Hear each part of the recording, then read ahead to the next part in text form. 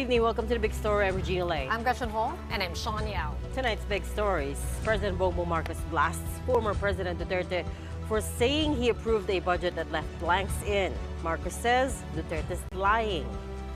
One vessel out, another one in. China's monster ship moves away from Zambales waters only to be replaced by another Chinese Coast Guard ship bigger than the Philippines. And on day one of his second term as president, Donald Trump promises a series of executive actions that will revive what he calls an America on a four-year decline.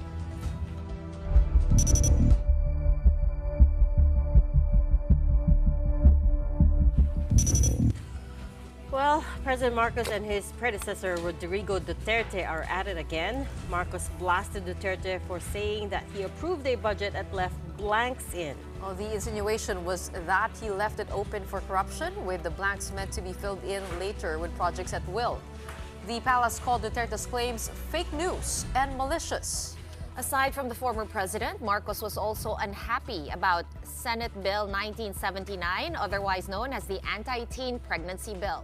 He called out what he says were woke provisions in the Senate bill, though the provisions he was referring to, according to the author, do not exist. Maricel Halili with the details. He's lying. He's a president. He knows that you cannot pass a GAA without with a blank. He's lying. This was President Marcos's reaction to allegations by former President Rodrigo Duterte of glaring irregularities in the 2025 national budget. Duterte had said in a podcast that the budget was signed with several items left blank. He likened it to handing over a blank check to the government.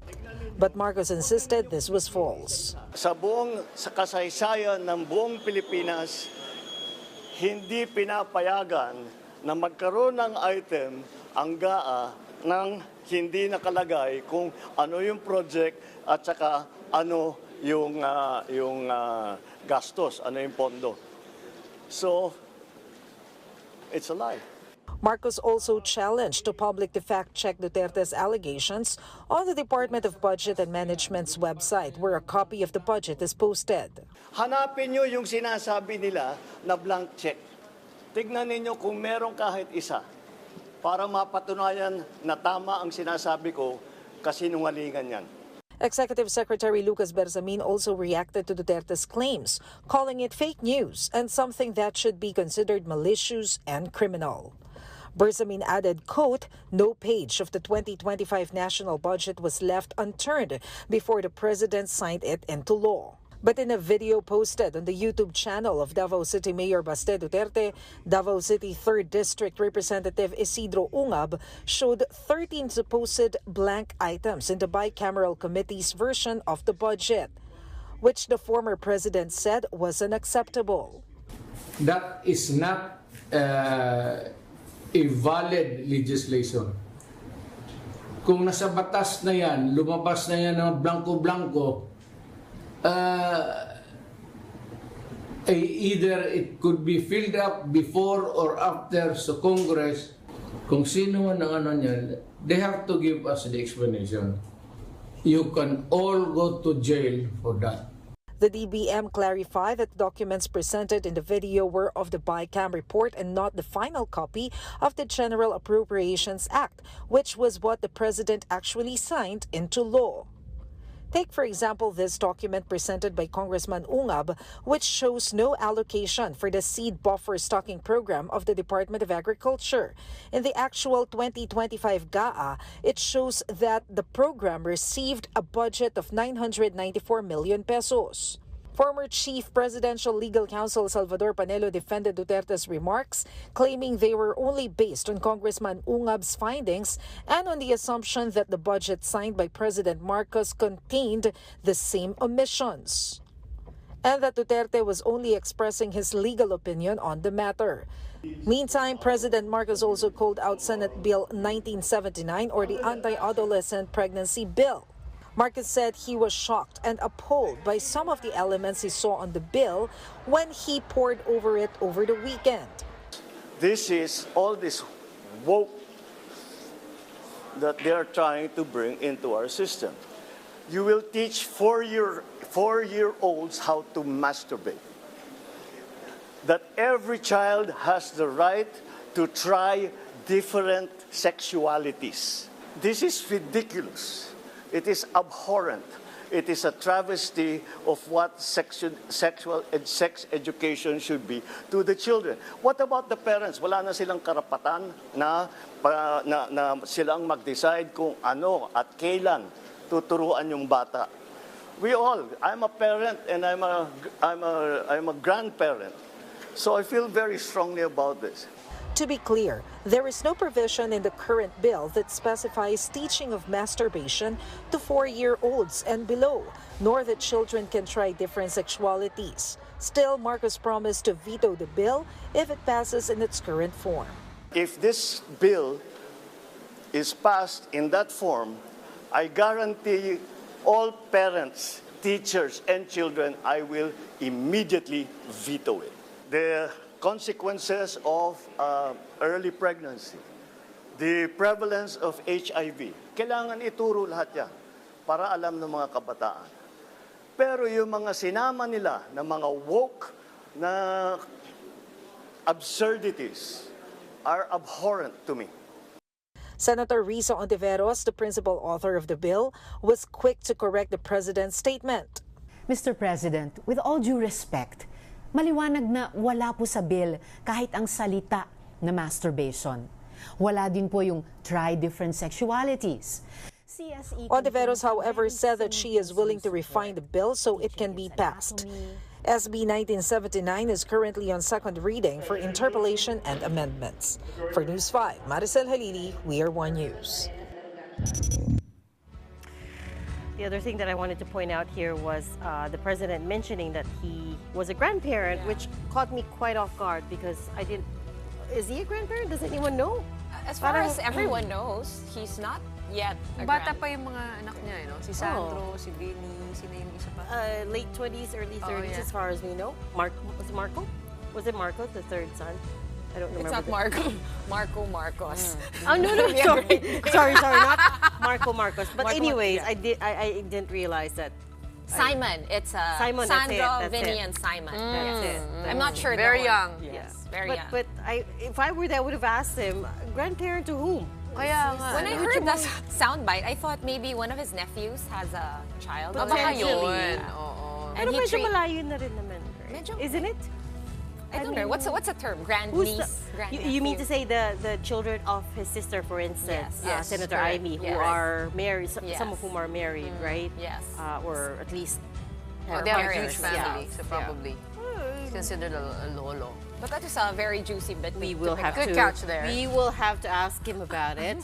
And no doubt, Senate Bill 1979 is a complicated and contentious one. So let's try to break this down further. We have on the line or on Zoom with us tonight, Maria Aurora Kilala. She's the Deputy Executive Director of the Philippine Legislators Committee on Population and Development. Good evening, Ms. Kilala. And welcome to the Big Story. Good evening, Ms. Regina, Ms. Gretchen, and Ms. Shawn, and good evening to your viewers. Right. First off, let's set the context. I wonder if you could give us an insight into your involvement into this bill, Senate Bill 1979, the anti-teen pregnancy bill. What work did you do around this? Yeah, PLCPD, or the Philippine Legislators Committee on Population and Development, is a group of legislators from the House and Senate who work together for a particular set of legislative agenda on human development. And the prevention of adolescent pregnancy is one of the legislative priorities of our group since the 17th Congress. So we provide assistance to the authors by linking them with experts, providing data and studies, participating in the committee deliberations, and providing support through technical assistance during the plenary deliberations on the bill. Okay. Ms. Kilala, I would like to follow that up with the question, what seems to have happened at the Senate level? Because in the Congress level, as I understand it, the House bill has kind of passed. So they're just waiting for SB 1979, which has been, quote-unquote, ignored. That's what everyone is saying. Can you tell us what happened? Yeah, the House bill was approved as early as September 2023. What happened was in the Senate, it was sponsored in the plenary earlier on March 8, 2023. And then it was lined up for plenary deliberations and interpellation since August. And several legislators are lined up to interpellate. And so far, Senator Zubiri, Senator Pimentel, Senator Tolentino have stood up to ask their questions, and most of their questions are on sexuality education. But in December, late December, there was a group of a video became viral, spreading disinformation about sexuality education and what the sexuality education in this bill is all about. And so it was picked up, and then some legislators from both houses spoke out against the bill. Yeah. Okay. Ma'am, the president said that he read Senate Bill 1979 in detail, and he described it with very strong words. He said this was abhorrent, this was a travesty on what sex education should be. These are woke absurdities.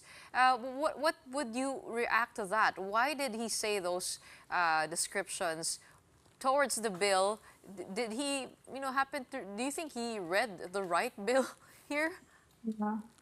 We were actually surprised and disappointed. And actually, I'm asking, are we reading the same bill? Because the words that he used, the words that he said he read in the bill are actually not found in the bill. And in fact, on Friday, when he was interviewed, he came out with a very supportive statement. And I think we can say that the president still is, up to now, pro CSE, Comprehensive Sexuality Education, because he's been saying that CSE is very important. It should help prevent children from early pregnancy, from HIV, so teach them some skills on how to protect themselves. And we agree. This is what CSE is about.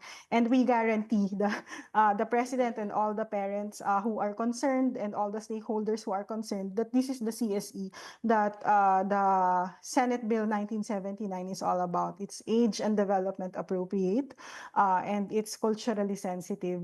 And it's based on standards of the Department of Education.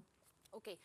Ms. Kilala, let me just bring it back to former Senate President Miguel Zubiris. He did give a press con earlier today. He wanted to clarify where he stood with regard to the bill. And what he said was that he fully supports, the part of the bill which helps teens or adolescents who find themselves pregnant. But he was less supportive of the CSE aspect of the bill. Would this pretty much jive with what he discussed in the Senate plenary when he questioned the bill? Yes, he is really concerned about sexuality education. And when he did not officially interpolate, it was an interjection. He said that he has studies that said children or students who are exposed to sexuality education tend to have early sexual initiation. And it really goes against the evidence, because we have evidence from all over the world that says comprehensive sexuality education, when taught correctly and appropriately, help children decide to delay early sexual initiation and to avoid risky sexual behavior. Senator Risa Ontiveros has also spent a lot of time explaining and re-explaining the bill and certain provisions in it, how this differs from, I think, the main issue that was in that Project Dalisay video, which is that video that went viral that everybody has watched.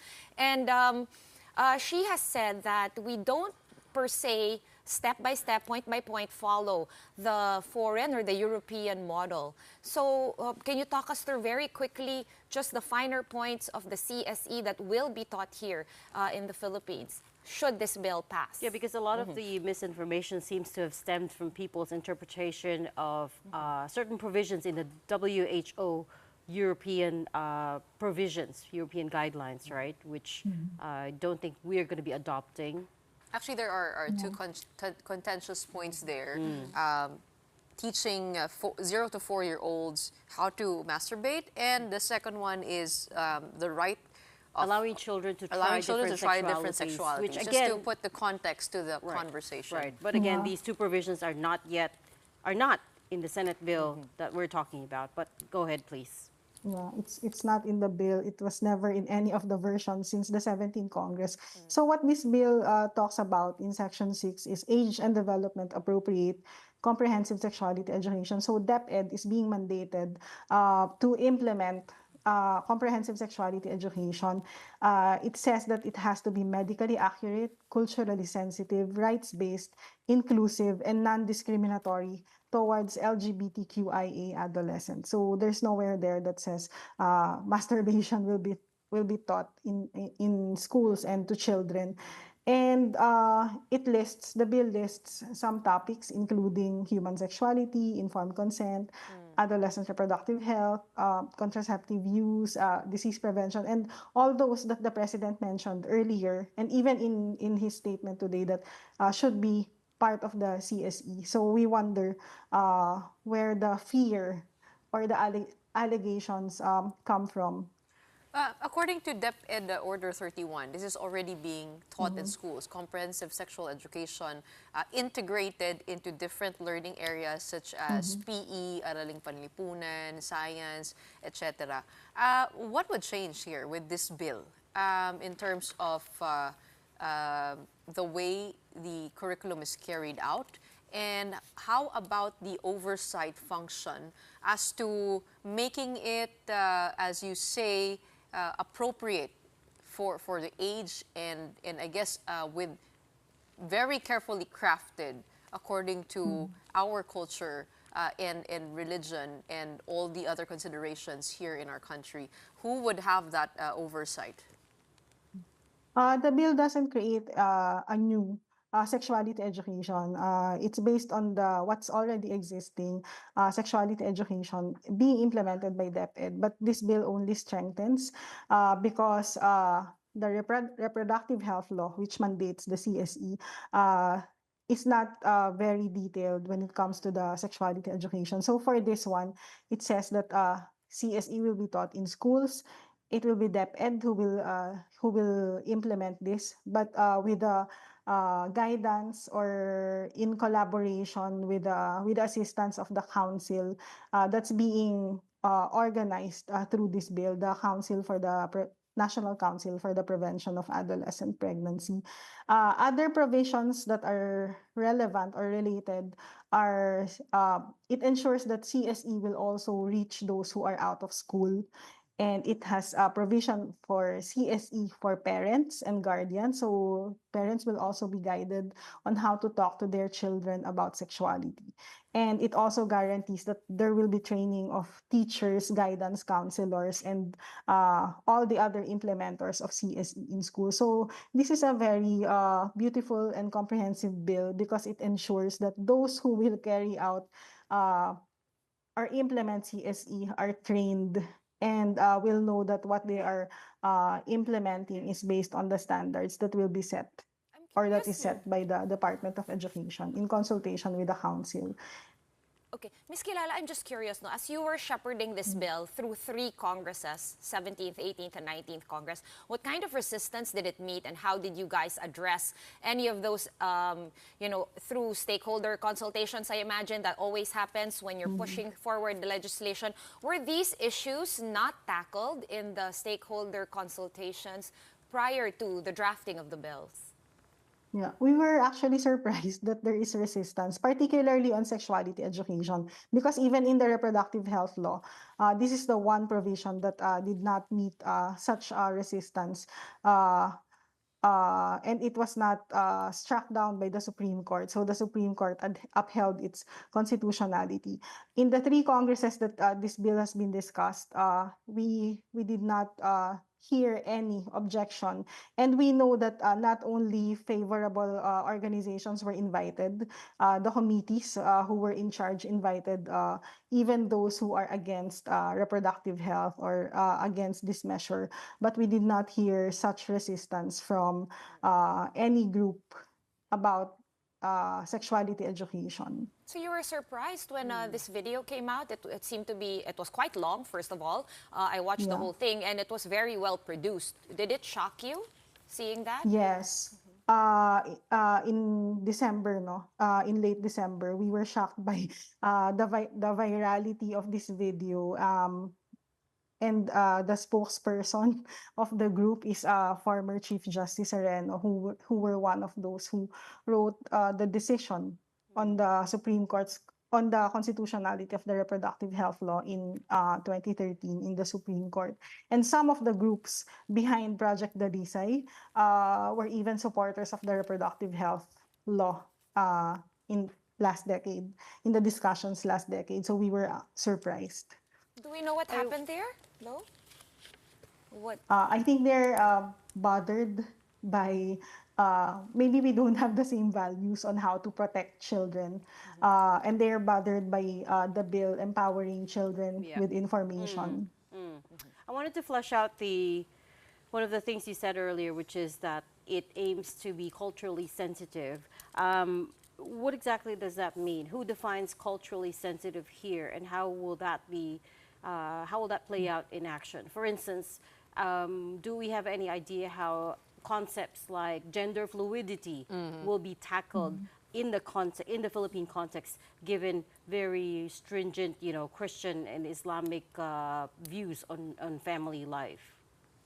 Yes, the Department of Education, as what they did with the existing CSE standards, they called for consultations with stakeholders as they drafted the CSE standards that are being rolled out now. So this is to make sure that what will be part of the CSE standards are culturally sensitive.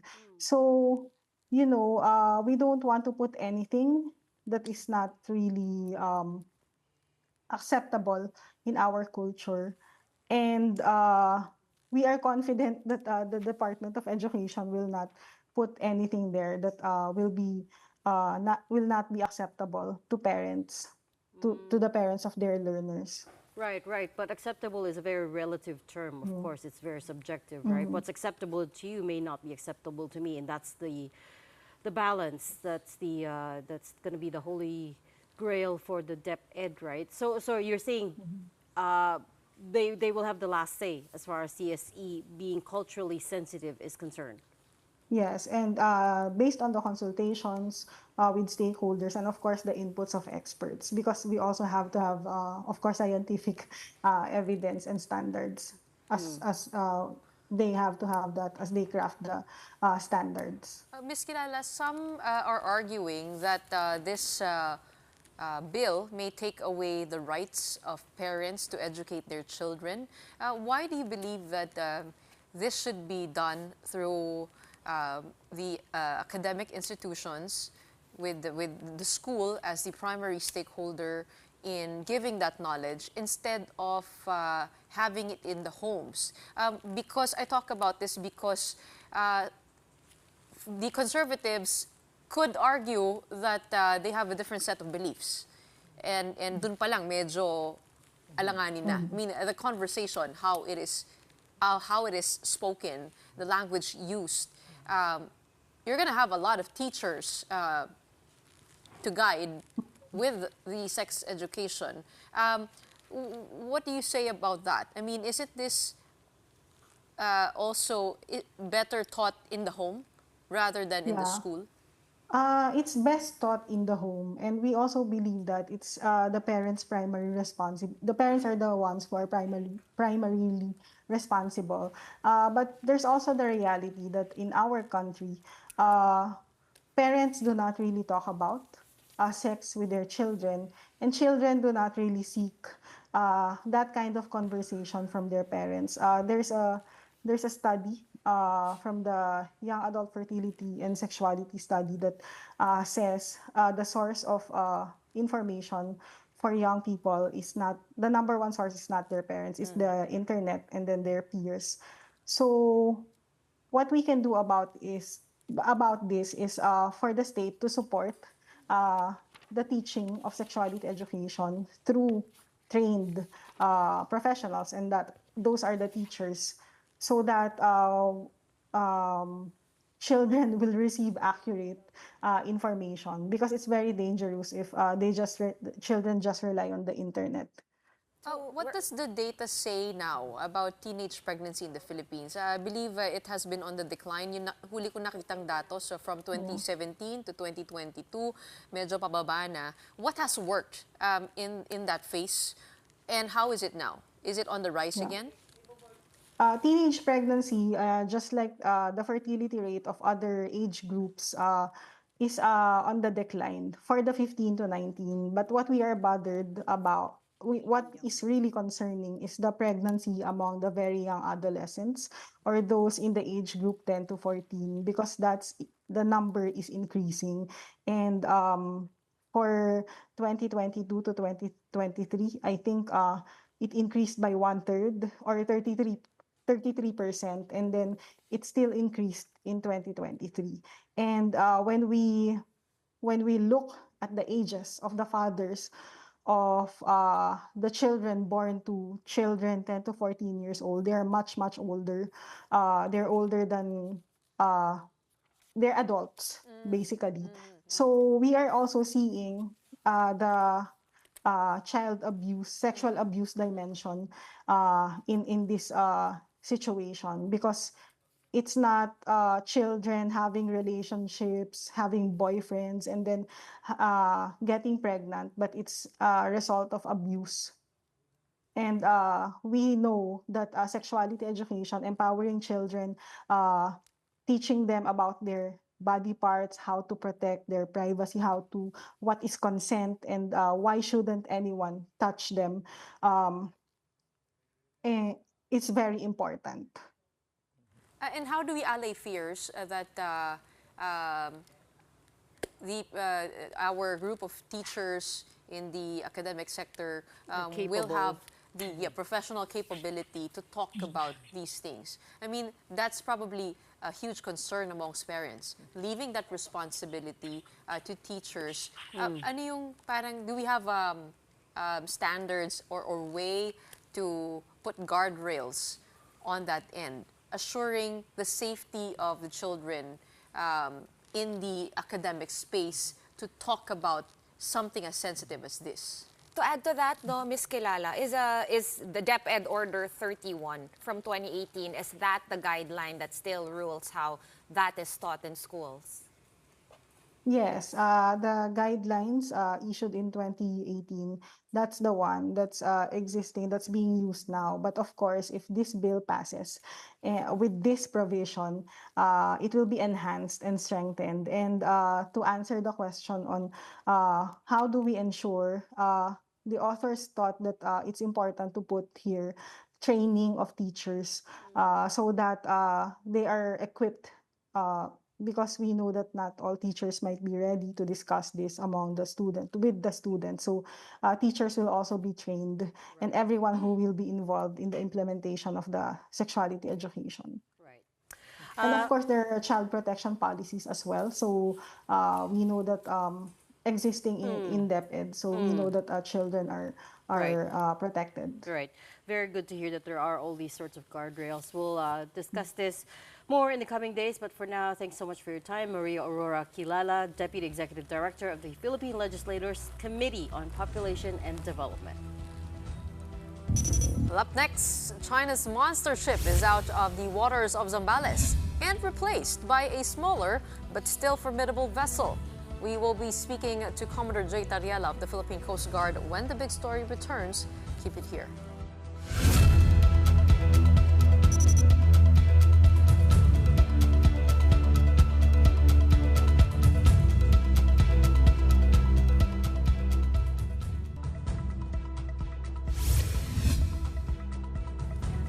Welcome back. You're still watching a big story here on One News.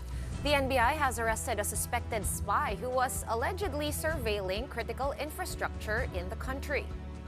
The Chinese national was identified as Deng Yanqing, and he was arrested along with 2 Filipino accomplices. In his car, NBI operatives found a transmission system, LiDAR sensor, and satellite navigation system. Authorities said they were first tipped off about a group of Chinese spies in the country back in December. This group goes around power plants, local government offices, shopping malls, airports and seaports, possibly even military and police bases. Authorities learned that the arrested spy graduated from a university in Nanjing, China, that is facilitated by the People's Liberation Army. Investigation is now underway to determine whether he is in fact part of the PLA. Inadab namin siya as a sleeper kasi through our monitoring, yung galawan niya talagang nasa normal lang, kaya niyang mag-blend in sa iba't ibang grupo. Hindi siya pansinin. Meron na po silang mapa kung saan iikot. In fact, ang plano po nila, pagkatapos nilang mag-ikot yung buong Luzon, ang next target po nila yung buong Visayas po yung Mindanao. Over in the West Philippine Sea, the Philippine Coast Guard confirms that China's so-called monster ship has already left Zambales. However, it appears to have been replaced by another ship with bow number 3304. Like the CCG 5901, this newly deployed ship keeps a distance of only 60 to 70 nautical miles from the coastline of Zambales. This new vessel is also still larger than the BRP Gabriela Silang, which is patrolling in the same area. The monster ship was in the Philippine Exclusive Economic Zone for a total of 15 days before it departed on Sunday, January 19. This happened while the Philippines and the United States conducted another maritime cooperative activity in the South China Sea or the West Philippine Sea last week. The U.S. deployed a carrier strike group for this round of exercise centered around the USS Carl Vinson, the guided missile cruiser USS Princeton, and other aircraft. The Philippines dispatched the guided missile frigate BRP Antonio Luna, the offshore patrol vessel Andres Bonifacio, fighter aircraft, and other assets.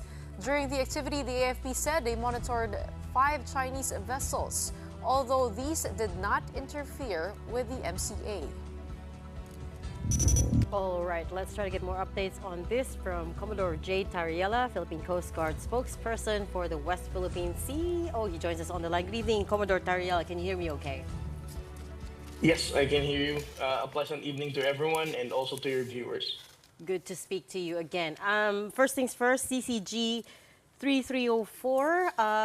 Last you tracked, it was 65 nautical miles off of the coast of Zambales. Now this ship is smaller than the so-called monster ship, but still bigger than the biggest of our own vessels, the Gabriela Silang. What do you think it's trying to do here? Just the same, no? China Coast Guard 3304 is just continuing the main objective of the Chinese government, that is to normalize their deployment of China Coast Guard vessels within our own exclusive economic zone. Did we notice a pattern in terms of its movement? Kasi sabi po ninyo that you conducted strategic maneuvering to keep them from Zambales, from going near. Where does the ship seem to be headed? Is it just making circles around a certain area, or does it try to get nearer to our coastline? Well, it tries to at least maintain the distance of 60 to 70 nautical miles. No, the strategic maneuvering that Teresa Magbanwa did in the previous days is to at least push it far away from the 70 nautical miles distance that it is maintaining. However, we just realized that the Chinese Coast Guard, both R901 and those previous vessels that replaced her, really wants to stay in this track of 60 to 70 nautical miles. Okay, so the last time we spoke to you, Commodore Tarella, that was just around at the New Year, and you said, I remember that they did stay around, this was the monster ship itself, staying also about 60 to 70 nautical miles from the coast of Zambales, which you said is kind of far. So in terms of, I guess it's been 2 weeks now that you guys have been tailing them. They're just really going around? Are they going near any of the features within our EEZ, anything specific, or just hanging around? No, they're just doing erratic movement. No? But again, it's still parallel to the coastline, but with a distance of 60 to 70 nautical miles. As I said, the real intention of the Chinese Coast Guard is only to normalize this deployment, that once we fail to challenge them or to document their illegal presence, it might be a new status quo that they are going to claim that they have been doing patrol for a long time. Hoping government for the Coast Guard to challenge them through radio and to publicize this every day so that the world would know that we are not accepting the illegal deployment of the Chinese Coast Guard. That's right. You have been issuing when the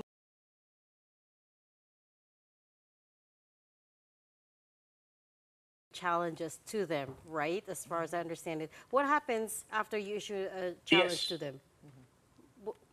How do they respond? Also to counter a radio challenge. What they're saying is that one, the arbitral award is not binding. It is void, and they do not recognize such decision. And as far as the China Coast Guard is concerned, according to them, they have total jurisdiction over these waters. And what they're doing is a legitimate maritime law enforcement patrol. Actually, Commodore Tarella, I have to thank him personally because he helped us when I was doing a fellowship back in December, and then he helped my group get on board one of the ships. I can't remember, was it 4407? I think it was BRP 4407, which is one of the ships that escort the resupply missions out to the West Philippine Sea. And we got a chance to listen to one of the officers give a radio challenge. And something they told us was that sometimes when it's a female voice that's issuing the radio challenge, they are softer in their response. Was that also something that you found, Commodore? Well, right now there are a lot of changes of observation about the behavior of the first time that they have, stayed that long at a very close distance of 60 to 70 nautical miles without actually, knowing the real intention why they're there.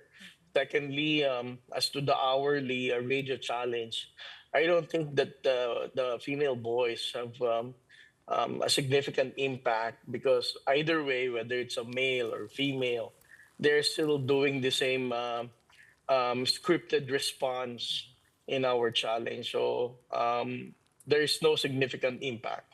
You did tell the Inquirer, though, Commodore Tarella, and I read the article just a while ago, that these radio challenges that you do, hourly at that, do, and I quote, agitate China's way of thinking. Can you tell us more about what you think these hourly challenges do in terms of morale or in terms of psychology?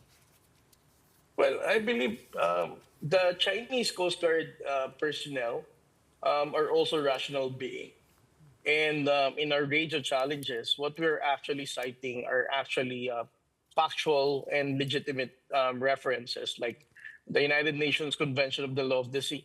Anybody who has a rational way of thinking, if you're going to read the text of UNCLOS, would definitely convince you that this is an exclusive economic zone of the Philippines and China does not have any business to be here. We also mentioned about the 2016 arbitral award. These references that we are citing are actually eye-opening, are eye-opener for the Chinese Coast Guard personnel.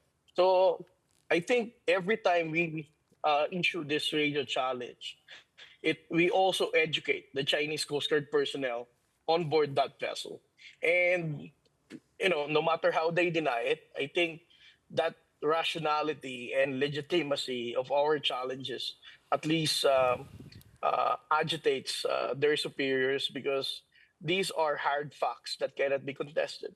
Okay, Commodore Tarella, last December, China submitted geographic coordinates and nautical charts for sea territory surrounding the Scarborough Shoal. Of course, they are claiming this as territory to the UN.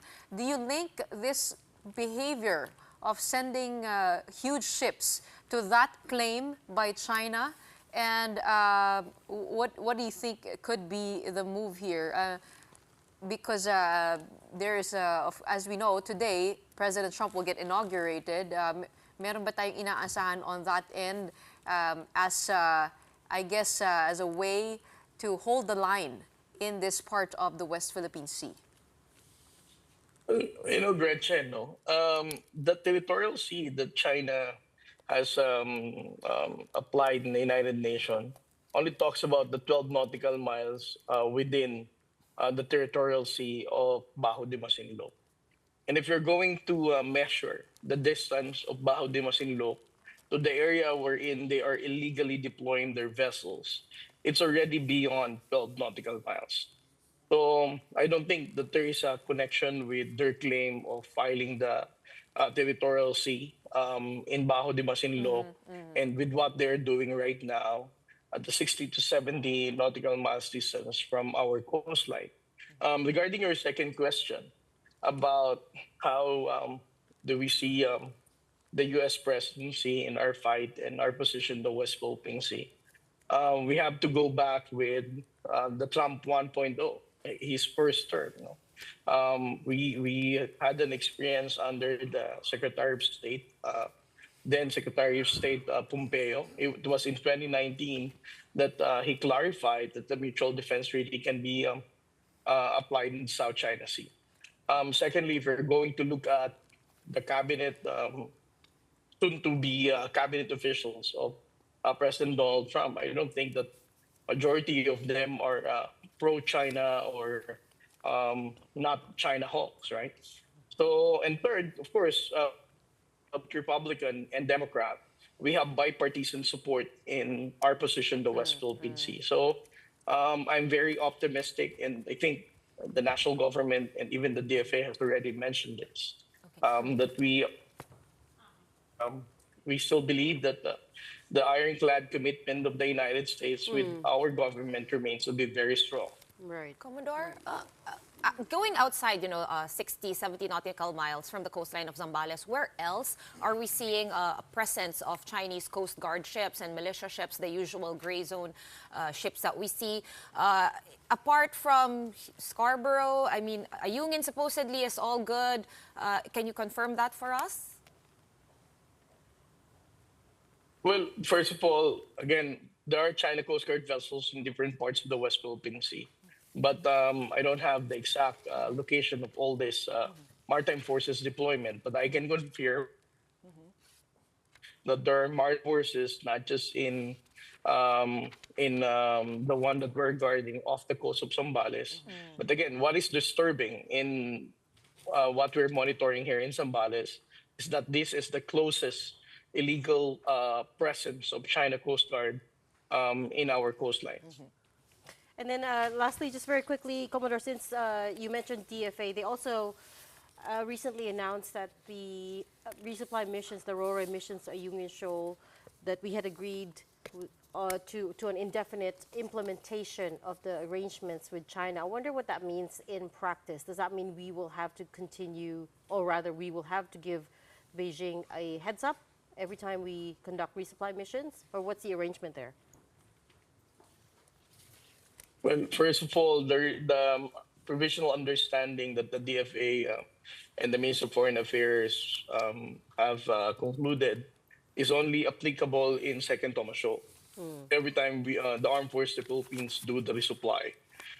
Secondly, I'm not really privy about the details because when we talk about the RORE in Second Thomas Shoal, this is purely a military operation, and the Philippine Coast Guard is only asked to support and assist the resupply mission. Okay, fair enough. We're going to have to leave that there for tonight. Again, thank you so much for your time and for all your assistance. That was Commodore J Tarella, Philippine Coast Guard spokesperson for the West Philippine Sea. All right, let's shift gears and take a look at who's in town right now. Celebrity chef Gordon Ramsay swings by Manila, and we will tell you why after the break.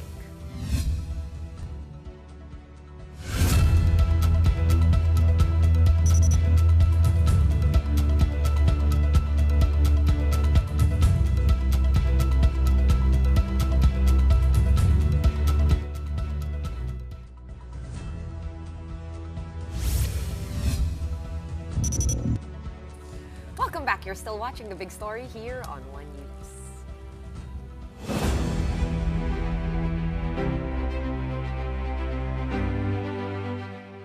In about 4 hours, Donald Trump is taking back the White House.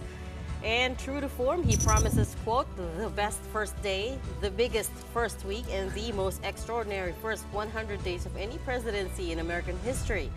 On Sunday, the eve of his inauguration, Trump faced thousands of supporters at Capital One Arena in downtown Washington, D.C. for yet another victory celebration called Make America Great Again, of course. There, he vowed to strike down his predecessor Joe Biden's executive actions within hours of taking his oath of office. That's what we're going to do, take back our country. At noon, the curtain closes on 4 long years of American decline, and we begin a brand new day of American strength and prosperity, dignity and pride. We're going to end the reign of a failed and corrupt political establishment in Washington, a failed administration. We're not going to take it anymore. President-elect Trump likewise said he will not waste a single moment shifting federal policies at breakneck speed and reiterated a deportation operation more massive than anything under any administration. You're going to see executive orders that are going to make you extremely happy. Lots of them. Lots of them. We have to set our country on the proper course. By the time the sun sets tomorrow evening, the invasion of our borders will have come to a halt, and all the illegal border trespassers will in some form or another be on their way back home. As for Trump's predecessor, Biden, well, he spent his last full day as chief executive in South Carolina, where he had an early win back in the 2020 presidential elections. He tells Americans to keep the faith that better days are coming. We must hold on to hope. We must stay engaged. We must always keep the faith in a better day to come. I'm not going anywhere. My fellow Americans, I don't think the good Lord brought us this far to leave us behind. God bless you all, and may God protect our troops. I owe you big. As they say where I come from, you the guys that brought me to the dance. Thank you, thank you, thank you, thank you. Speaking of keeping the faith, a lot of U.S. TikTok users did just that, and already U.S. President Trump is making his presence felt. TikTok is now back online in the United States just hours after the ban was implemented and after he promised to issue an executive order that will delay the implementation of the TikTok law. For users in the States, the app went dark late on Saturday and was back online with basic services by Sunday afternoon. TikTok released a message on the app thanking President Trump for restoring its services for the platform's users. The TikTok ban was passed with strong bipartisan support over national security concerns. TikTok's parent company ByteDance was founded in China, and it was being forced to sell its American business to an owner from the U.S. or its allies. Isang araw lang, no? Ginulantang lang yung mga influencer, mga business owner. What am I gonna do without TikTok? But I was reading early reports about the inauguration of Trump, what to expect, and supposedly the CEO of TikTok was invited. He was invited, and he had like a really good seat. Shu Cho. Yeah, Shou Chu was invited, and which reminded me of the big question in my mind was President Marcos invited to the inauguration? I don't know, but anyways, that's another topic. Well, this is what they say. When you were gone, we were talking about quite a lot. It is largely considered a domestic event, and so far, and because of that, supposedly they don't really invite heads of state. They do The too. ambassador.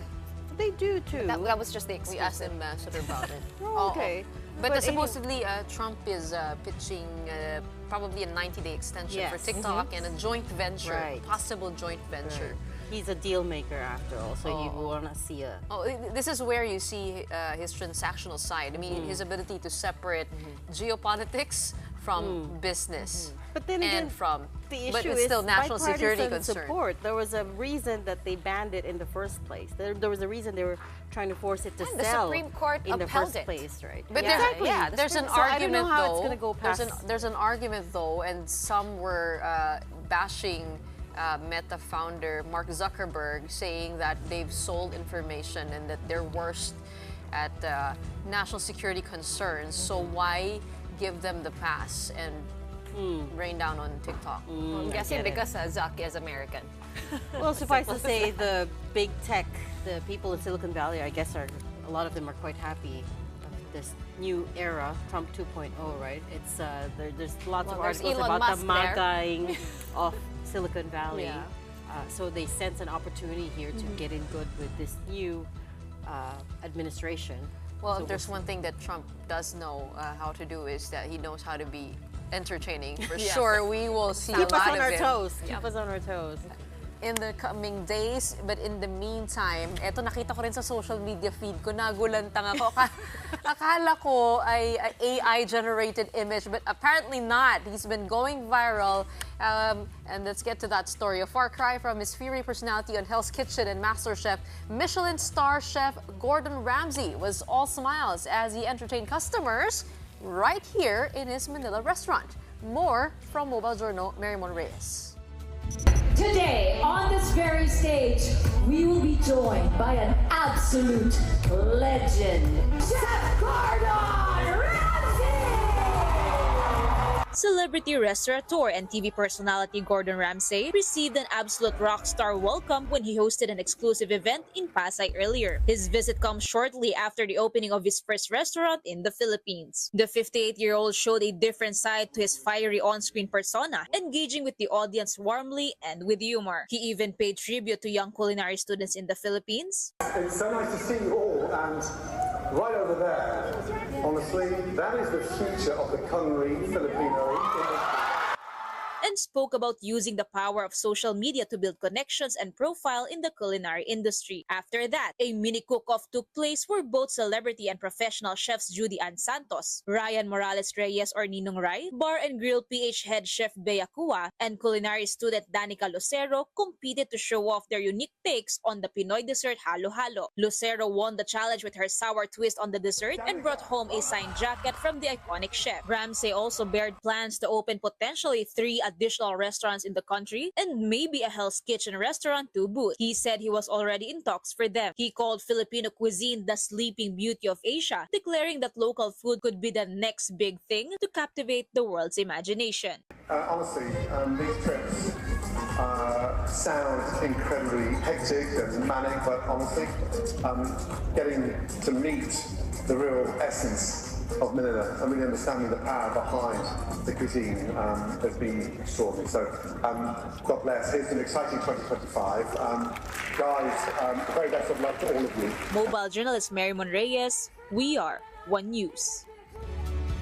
And I just wanted to see the face-off between Gordon Ramsay and our lumpia queen. Can you wrap beef Wellington in lumpia wrapper is the question. And I put my money on Abby that she can. I mean, she wrapped everything. It's I mean, I didn't think it was that difficult because it's beef Wellington. All I want is to eat. I know, I'm not good at making lumpia. Pero gusto kong face off si Ninong Rai. And Gordon Ramsay. Di ba masang-masa si Ninong Rai, si Gordon Ramsay. Very too sweet daw yung halo-halo. I can, Hindi ko na pala din. It's too sweet for Gordon's taste. Lucky he didn't chuck the I brown know. Okay, we have run out of time. That's it for the big story tonight. We are hungry. All sides, all the time. Let's go have dinner. Thanks for tuning in. Have a good night.